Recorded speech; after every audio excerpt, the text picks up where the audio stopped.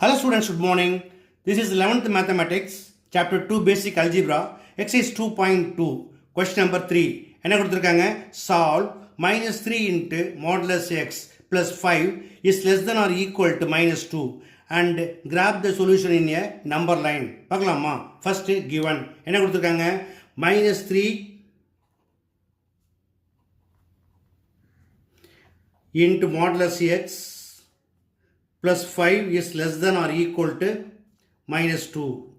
இதுபோல் மாடுலஸ் எக்ஸை சால்வ் பண்ணுறதுக்கு என்ன பண்ணுவாங்க, ரெண்டு பார்ட்டாக எடுத்துக்குவாங்க. அதாவது ப்ளஸ் ஆர் மைனஸ் எழுதிக்கலாமா? ஃபஸ்ட்டு பாசிட்டிவ் எழுதிக்கலாம். அதாவது plus minus 3 into x minus 3x plus 5 less than or equal to minus 2. அடுத்து நெகட்டிவ் எழுதிக்கலாம். minus 3x plus 5 less than or equal to minus 2. இந்த ப்ளஸ்ஸோ மைனஸோ எதுக்கு மட்டும் போடணும்? இந்த மாடுலஸ் வேல்யூஸ்க்கு மட்டும் இல்லையா? அதனால ப்ராக்கெட் போட்டிருக்கேன். உள்ளே இன்ட்டு பண்ணிங்கன்னா ப்ளஸ் இன்ட்டு மைனஸ் மைனஸ் ஆகிடும். So minus 3x plus 5 is less than or equal to minus 2.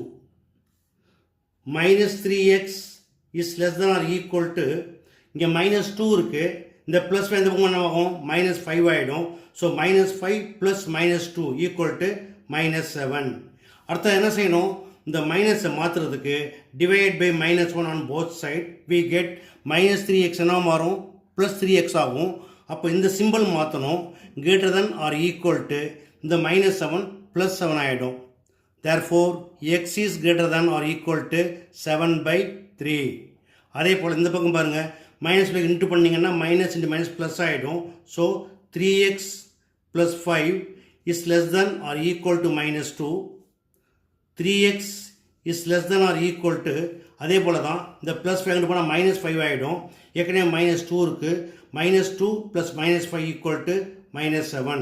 x is less than or equal to minus 7 divided by 3.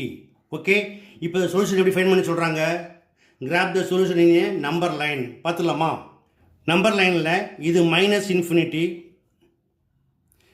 இது minus 7/3, it is plus 7/3 and this is plus infinity. okay, இப்போ என்ன கொடுத்துருக்காங்க? x is greater than or equal to 7/3 which means 7/3 ஓட பெரிய நம்பராக இருக்கனால towards right word. Okay, அப்போ சொல்யூஷனாக இருக்கும், இந்த பக்கம் இருக்கும். அதே போல் x is less than or equal to minus 7/3, so towards left word சொல்யூஷனாக இருக்கும், இந்த பக்கம் இருக்கும். இப்போ சொல்யூஷன் எப்படி எழுதணும்? சொல்யூஷன்